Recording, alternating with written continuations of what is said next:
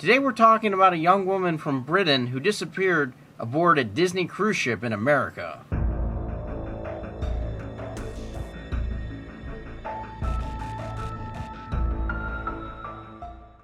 Today's case is the disappearance of Rebecca Coriam. Rebecca was 24 years old from Britain.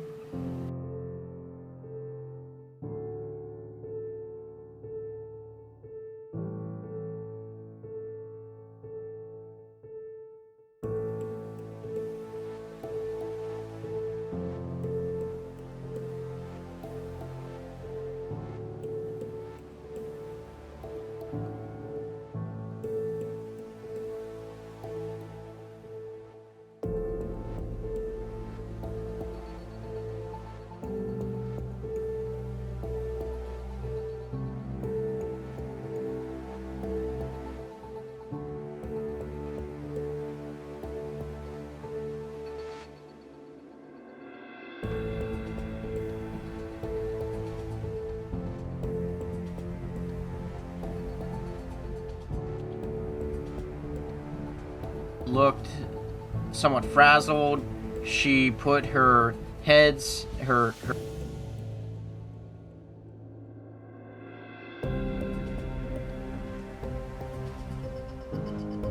gentleman, a co-worker, a colleague of hers who asked her if she was okay, and it's believed she responded she was okay. And that's the last known sighting of Rebecca.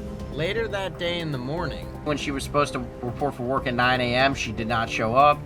Eventually, her parents were notified, and they flew to Los Angeles to meet with the cruise ship to try to find out what happened to her daughter.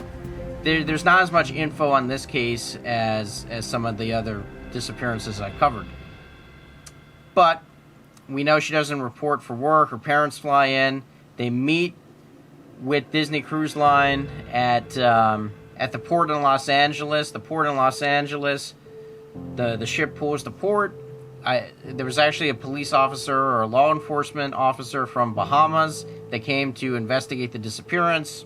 This is because the ship was registered to the Bahamas. Many of these cruise lines are registered, and I guess their headquarters or where they register the boat is not from the country they're from. They're in cheaper countries. There's a thing in the cruise world where they fly a flag for convenience.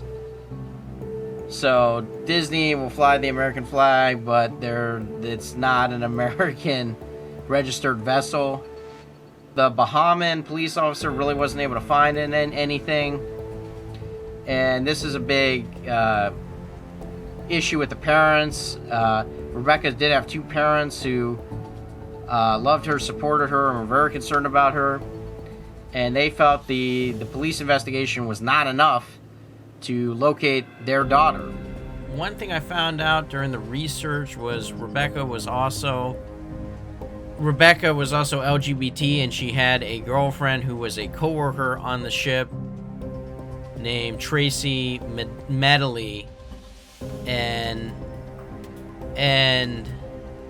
Rebecca engaged in a sexual situation that it's possible that feelings could have been hurt and problems arose from it.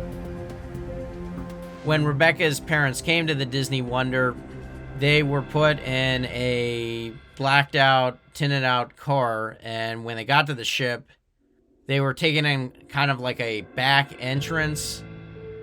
It's assumed that Disney did not want to alarm guests coming onto the ship for the next cruise, that there were problems or there were crimes that happened aboard the ship, and Rebecca's parents found that very stingy. The investigation that Disney and the Bahamian police conducted, people on the ship implied that it was not thorough enough. Some reported people saying that they never talked to them, or they felt the investigation was not very thorough. And it was probably not very thorough because they had to turn around and take another cruise very soon after arriving at port. Disney provided a sandal that they claim was Rebecca, but upon further investigation, The sandal had a room number that did not belong to Rebecca on it. Disney believed the sandal was evidence that she jumped overboard and her sandal was left behind. The Disney Wonder was completed in 1999. It has a capacity of 2,400 passengers and a crew of close to 950. It's 960 feet in length and has 11 decks, so it's a huge ship. It's going to be a little bit bigger than the Titanic. A lot of people aren't really familiar with all the practices cruise ships do in terms of hiring and safety protocols. So some of the big things are, since many of these ships are registered in many cases developing countries, there's not going to be as many rules or regulations. If I'm a developing country, I want your boat to be registered with my country, so I'll loosen the security rules and regulations you're going to have to follow. So also in terms of hiring practices, many of these cruise ships hire a lot of immigrant people that are outside of their country. There's a way they can kind of hold these immigrants hostage. I mean, you're already on a boat, you're already in the middle of the sea, but they can kind of, there's very tactics they can do that are very shady, that can basically make it harder for someone to just quit their job. Also, in many cases, immigrants are coming from very poor countries, so for example, making like $15 on a cruise ship, that might be a lot of money for an immigrant in a country like, in places like the Caribbean and the Philippines, Malaysia. The cruise ships are generally, there's been lots of big crimes that happen on these cruise ships, and they've become more common and more well known with the advent of social media. But essentially, all we have is that security footage of Rebecca, and we don't really know what happens after then. However, there are some leads in the case. Rebecca's credit card was used a couple weeks later, which tells me that the idea of her going overboard much less likely, because somehow the wallet would have to, or her purse would somehow have to be washed up on shore. So that to me is a big lead in this case. And her Facebook page was changed. Password was changed sometime later. So those are big leads in this case. So I think there is a possibility this case could be solved.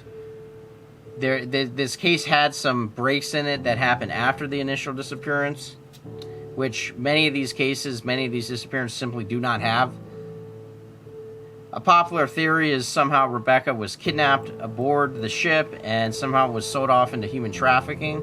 Eventually, Rebecca's parents settled a lawsuit with Disney over security concerns and the way the whole disappearance and the way the whole investigation was handled regarding their daughter's disappearance.